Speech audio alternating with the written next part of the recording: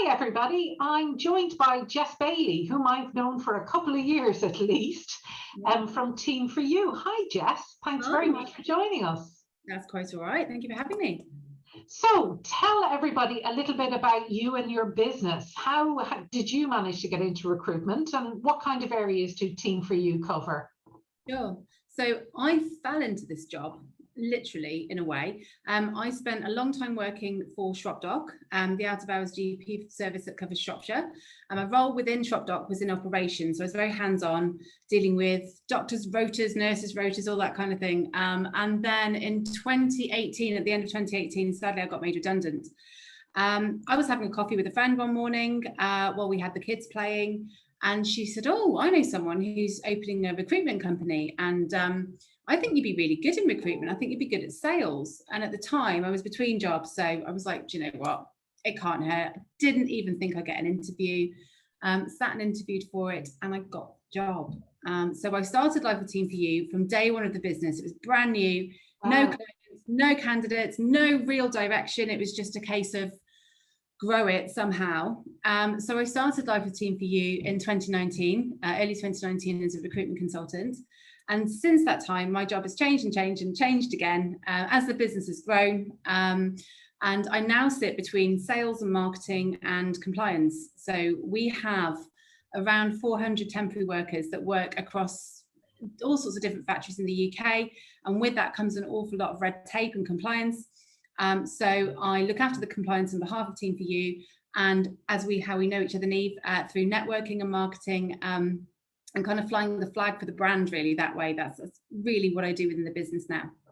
That's so interesting, Jess. I actually didn't know that. Yeah. So I appreciate that, Team For You started before the pandemic. So at least you had a year of pre-pandemic. Yeah. And then obviously 2020, the beginning of 2021 has been post-pandemic. Has the way that Team For You and your clients, has the way that you've recruited changed during the pandemic? It really has. There's been an awful lot of changes, and we've had to adapt as we go on to incorporate as many changes whilst keeping it business as usual as much as we possibly can. So yes, we've gone online, as the world has during the pandemic. Interviews have been done online. Registrations have been done online. Interviews with candidates from our end have been done online, as well as with clients also. Onboarding new clients, we haven't been able to go and visit the premises as we normally would do, because it's really important when you're recruiting for a client. It's not just about throwing CVs at somebody. You need to understand their culture, their brand, their synergy. You need that sort of synergy between you and them. It's really difficult to get that over Teams or Zoom or however you're going to do it remotely. So yeah, it really has changed, and it's definitely presented its challenges. It's not challenges that we've walked away from. They're definitely challenges that we've strived to overcome as much as possible. And oddly, because of the contracts that we've got within the food industry, of course, the food industry has not slowed down at all. So our temporary desk, if you like, our sort of temporary recruitment has lifted from, I think pre-pandemic, we maybe had 25 to 30 temps working in Shropshire. And then during the pandemic was when we managed to get the license to supply into the food industry. And that has seen a huge amount of growth for us. And that in itself has presented challenges, because as a lot of people will know, COVID within food manufacturing has been a big problem. And there's me as a compliance manager saying, I need to come to the factory. I'm sorry, I know you're not accepting visitors, but it's my job to make sure that this is being done properly. So I found myself on the road during COVID and during the full lockdowns as a key worker in the food industry, to make sure that our workers are being looked after properly at site. Yeah. But yes, there's been so many changes that we've had to adapt to. Of course, we've had our own teams working at home. So our recruitment consultants that are based in this office here, they were working from home for certainly for the month lockdown that we had in November. We had to say, sorry guys, remote working. They came back for, I think, a couple of weeks really before we were then into the Christmas period, and then January it was full lockdown again, wasn't it? And they were out until April then.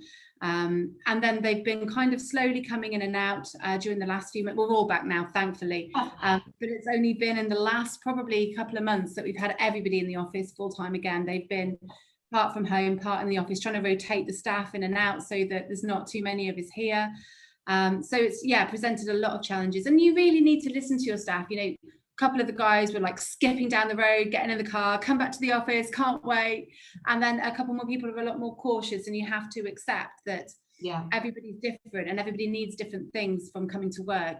And for some people, it's a much, for different reasons, for health reasons, or just because they feel a little bit more nervous about coming back in and mixing with people.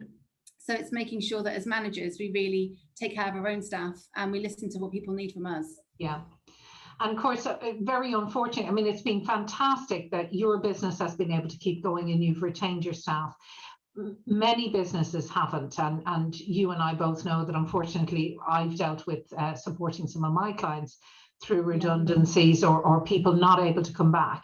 And I know that a lot of people are concerned that the skills that they started their careers with aren't the skills that are now needed. So they haven't got the skills to apply for jobs in the current market. Now, I personally don't believe that. I think everybody has got some kind of transferable skill. Definitely. So what kind of things do you say to candidates that they should be highlighting?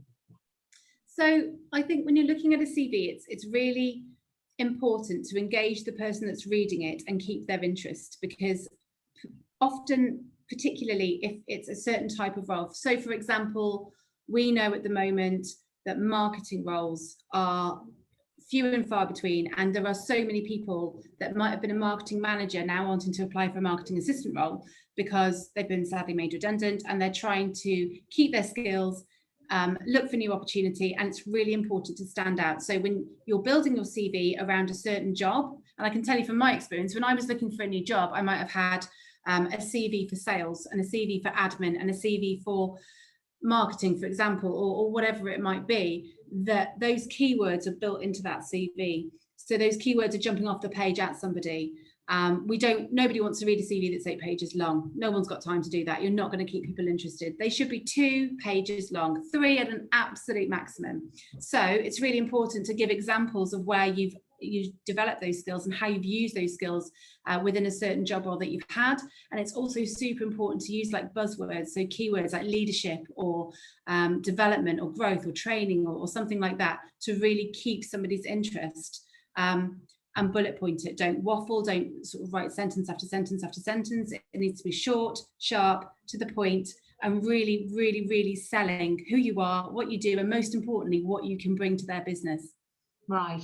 And what about those roles that you've been talking about where you've got a significant number of your temporary agency workers working in the food industry? What are the kind of skills that you want them to highlight on their CVs or application forms? What are the key things that you're looking for from those candidates? The candidates that are working in the food factories, you mean? Yeah, so if they, for example, have had experience of working with a certain type of products, with a certain type of machinery, it's really important that they are highlighted on their CV, because there are certain roles within that industry where a certain type of machinery is an incredibly expensive piece of equipment. It can be, you know, up to £1 million. For that particular machine. And if you've had experience and you've received that training and you've been signed off to use it, that's incredibly useful to a certain client. And, you know, those types of roles might be few and far between, and so most importantly are the candidates. So if you've got that type of experience, you definitely want to list that in your CV, and to the right person, that's the one they've been waiting for. So it's really, really important. I suppose, and I think all of us find this quite difficult. What you're really looking for as an employment agency is for people to set out very clearly what their skills are, because you don't want to assume that somebody has something. And I guess what I'm taking from you is write it down, make sure it's very clear, so that someone like you who's shortlisting on behalf of clients is able to pick out the key things straight away. Absolutely.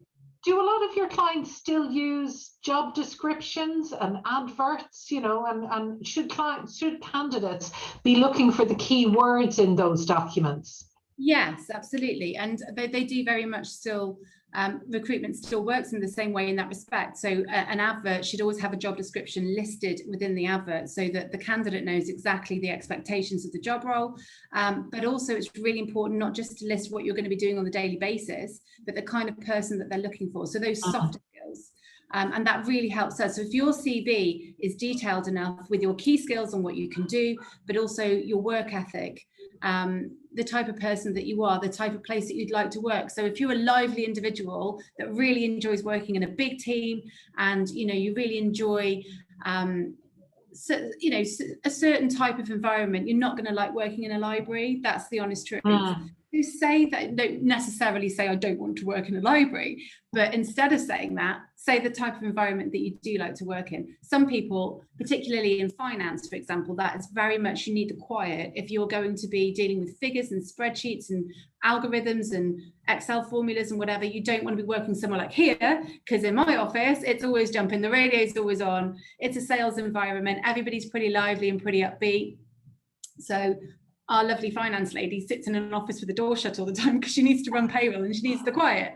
And it wouldn't be fair to stick her out there with those lot, because she's going to get frustrated very, very quickly. So yes, you need to really also be saying on your CV the type of environment that would suit you. And that really helps us as recruiters as well, because we then know, okay, we're not going to consider you for a back office role where you're going to get bored and likely lonely quite quickly. Yeah. So if there was one thing that you would be saying to prospective candidates to prepare even for interview, what would that be, Jess? What would be the one takeaway you want people to have from this? If I could only say one, I would say practice. So dummy run. So grab your mum, your dad, your best friend, your cousin, whoever, go through some dummy run questions. I'd be doing that 3 or 4 or 5 times. And the first few times you do it, you're going to sit there and you're going to feel daft, for one, because you're likely going to be sat in front of your mum. But what that's doing is, it means that the likelihood of a really strong curveball being thrown into an interview is going to be massively squashed by doing those practice runs. So I do them with candidates when I'm interviewing them. I sort of, especially if I think they might be a little bit nervous, or maybe they haven't had an interview ever if they've just come out of university, or they've been in the same job for 15 years and sadly they've just been made redundant. They weren't even expecting to look for a new job, but because of their situation and their circumstances, and I've been made redundant, it's the most horrible experience. And your self-confidence is really low.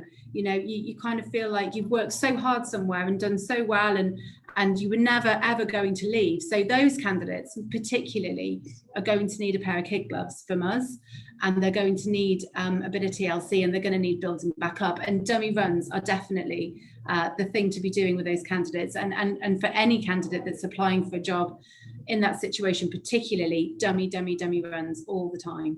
That's excellent advice, Jess, and I totally agree with that. And I think sometimes candidates forget that the employer on the other side of the table is just as nervous, from both sides.